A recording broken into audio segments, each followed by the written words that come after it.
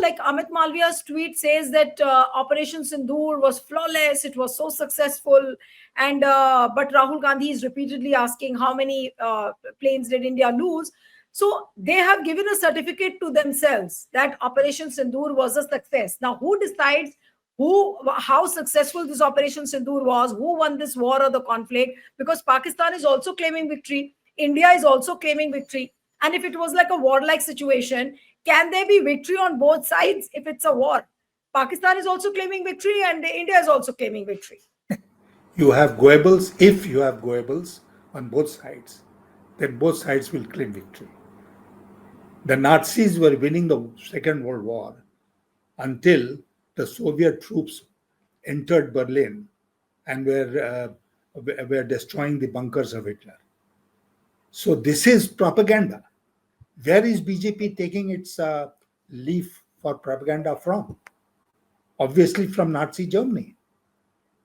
And I said this gentleman that you mentioned, who has tweeted, and also the photograph of Rahul Gandhi, as I told you, he looks like Goebbels, behaves like Goebbels. I also want to come to But a very nobody important believes it. question. Right. Mr. Sinha, another important question is, of course, this clip of Foreign Minister S. Jaishankar going viral, where he says, and he says that, I messaged Pakistan. At the start of the operation, we messaged Pakistan, informing them that we will strike only the terror camps. He said this on record. He called PTI, he called ANI, he called DD News, and he called IANS. And to these four channels, he gave this soundbite.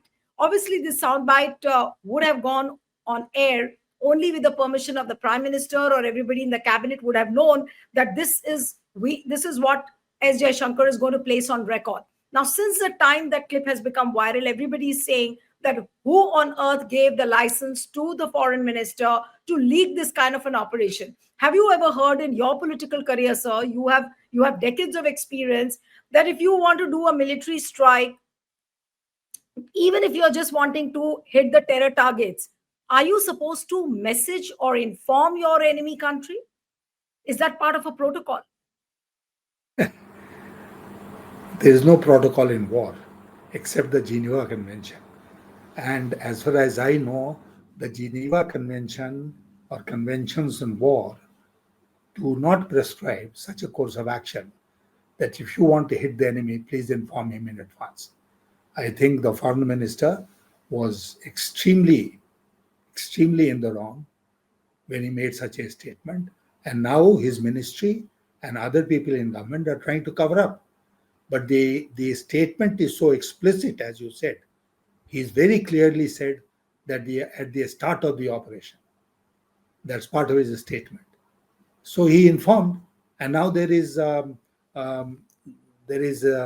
information coming from Pakistan that they took full advantage of it and moved many of their assets in the meanwhile.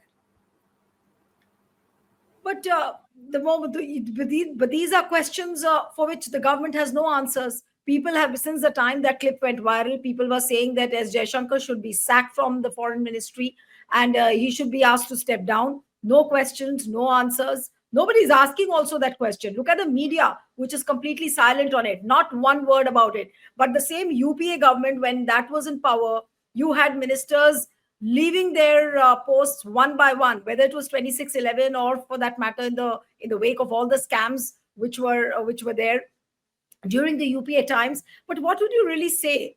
Shouldn't the foreign minister, is it equivalent to leaking your secret information? Mr. Sinha, would you equalize this as leaking your secret information to Pakistan? Of course, it is leaking secret information to Pakistan. What else is it? And if there is any explanation for it, why hasn't the foreign minister come out with that? If there is a protocol which required him to inform Pakistan in advance, he should come out and make such a statement. No, but the statements which we have seen from the government side, they said, no, this is distorted. This is not what he wanted to say. But he has said this on record. That is on record, and they can't hide behind subsequent statements that they have made. That's why I'm saying that three people are most culpable, along with the Prime Minister. three people: the Home Minister for the terror attack which took place in Pahalgam, the Foreign Minister for the manner in which he handled diplomacy, and third is the NSA, National Security Advisor. All these three people are culpable. All these three people have absolutely no right to be in government. And if the Prime Minister is not able to take their resignation, then the Prime Minister himself should resign. I'm very clear about it. And as you're aware, this has happened in the past when such terrorist strikes have taken place. So, there is nothing, there is no way in which they can hide behind anything now. Things are in the open. If they don't come out with the figures of casualties, including of material, then somebody else will. Somebody else will calculate. They're already, in international media, as you are aware, there are all kinds of conjectures now about what happened to our aircraft. And now we are also aware that Trump is very keen to sell his aircraft, the F-35s, to India. So everyone is looking for an opportunity in this crisis. But Mr. Sinha, what would you really say about And the there's one more point which right? I'd like to make, because you mentioned it. Why did Trump declare ceasefire? Was this a 100 meters dash race where everyone was running to come first? The DGMOs of India and Pakistan were talking. They spoke to each other at 3:35 and agreed that there will be ceasefire effective 5 p.m. that day.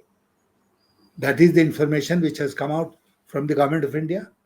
And Trump immediately came out with his statement that he is a secured ceasefire between India and Pakistan. And he's also said that if there was no ceasefire, then millions would have lost their lives. Millions die only when there is a nuclear warfare. So, what is Trump saying? And why is the Prime Minister of India coming out and saying that, Mr. Trump, you are wrong? We used to be friends at one time, but in this matter, you are completely wrong.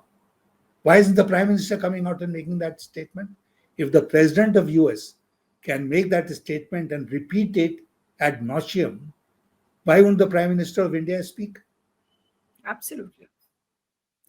Mr. Sinha, but this whole bit about the multi-party delegation which is going abroad, do you think it's serving any purpose when the basic answers have not been sought back home? At least the Prime Minister was expected to address an all-party meeting.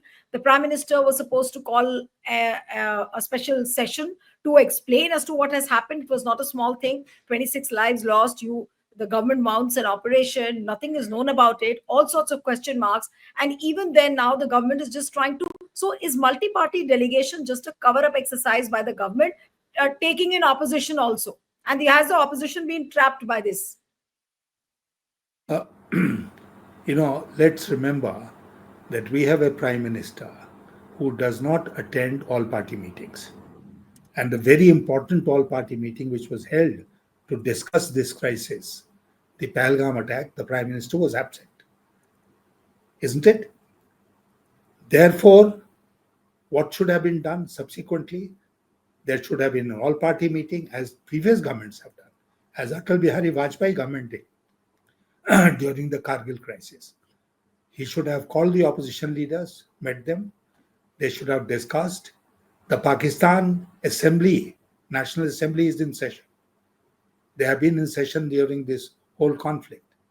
Why can't the Indian parliamentarians attend? A parliament meeting could be convened and where we could discuss all this. All this will not happen because we know that Mr. Modi does not want to answer questions. All his dialogue is one way. So therefore, he'll never held a press conference in all these 11 years. He has never answered questions in Parliament. He will not, forget about a special session of Parliament or an all-party meeting. The government will try its best in the name of national security to not even permit a debate on this issue when Parliament convenes in the normal course. This is going to happen. And now this you ask about this all-party delegation. This is creating an eyewash. And I'm very surprised that the opposition parties were so, um, you know, enthused by national sentiment that they decided to participate. No, but don't And you think, and what is your view? Should the opposition parties, knowing what Modi government is all about and their attitude and all the basic questions not answered, shouldn't the opposition parties have vehemently said that, look, multi party delegation, we are not ready to go? They should have suspended and they should have just clearly said that we will not go for the multi party delegation. no, this is the line they should have taken. When Mamta Banerjee was not consulted about who should represent TMC, then she's decided that she will not allow Yusuf Pathan, who were nominated by the government, to join the delegation. And No, now but they now have Mamta consulted. Banerjee, Kiran Rijiju tried to reach out to Mamta Banerjee and they have deputed Abhishek uh, Banerjee now to. Yeah, I mean, she went halfway. She didn't go the whole hog.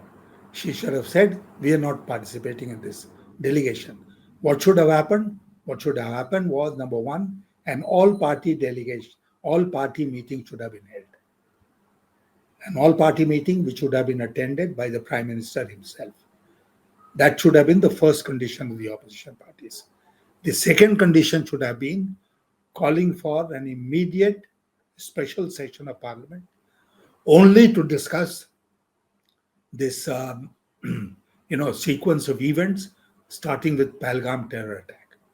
But do you And believe, sir, government should have that been forced to answer no, questions.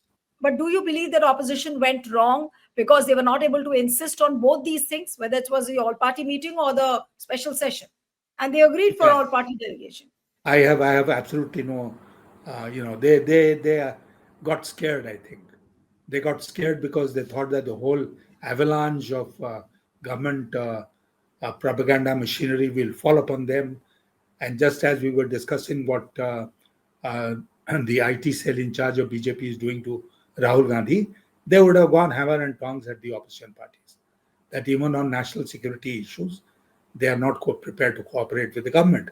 But these are things which can be tackled, which should have been answered. They should have held their own um, press conference after the meeting of India Bloc and other opposition parties, and taken the government headlong. This would have been my advice instead of succumbing to the pressure of the government and taking a trip abroad to explain what? To explain what? Do they know what happened? I mean, apart from the brief briefing with foreign secretary did, the briefing was not even done by the foreign minister, much less the prime minister. No, and And yesterday I'm told that there was a standing committee meeting on the external affairs where Vikram Misri came and he briefed all the opposition members. The opposition members failed to even ask one question on Vikram Misri just because he was told, and whatever he said, opposition accepted it. So I mean, is opposition going wrong somewhere? I mean, they are so scared that they couldn't even ask questions to Vikram Misri yesterday in the standing committee meeting. the chairman of this standing committee Shashi Tharoor. is a gentleman. Is a gentleman called Sashi Tharoor. His name was not sent by his party, but yet he was picked up by the government, and he loudly declared that national interest demands that he should lead this all-party delegation to the US. So he is going to the US. Let's see who he meets in the US administration. Who does this delegation meet? What is the explanation that they are going to offer? But I mean, we are all become victims of the propaganda machinery of the government. That if you don't agree with the government, then you are anti-national, you are pro-Pakistan, you are talking the language of Pakistan. I think Rahul Gandhi should stand up firmly and tell the BJP what they deserve to be told.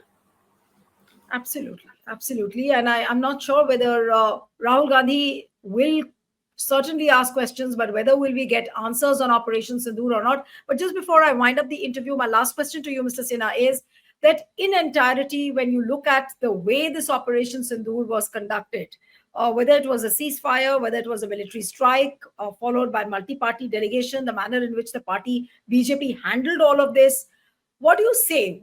Was it a successful operation, or would you say it was a botched operation?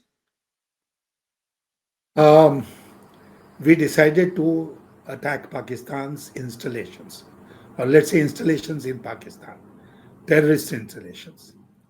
So we informed Pakistan that this is what we are doing. Please cooperate with us. They decided, as the foreign minister has said, they decided not to cooperate. So we hit their terrorist camps. Then Pakistan attacked our military bases. We replied in kind. Then Trump Babu intervened and he brought about a ceasefire. This is how I look at the sequence of events. Whatever the government of India says is something which is not worthy of any credibility, because they are not telling us the truth. They are keeping the people in the dark. And today I'm warning you, and through you, the people who are listening to this program, that just wait and see how the Modi government encashes this operation Sindoor in the Bihar elections. Absolutely. Absolutely. Thank you so much, Mr. Sinha. Thank you very much for joining on HW. Thank you.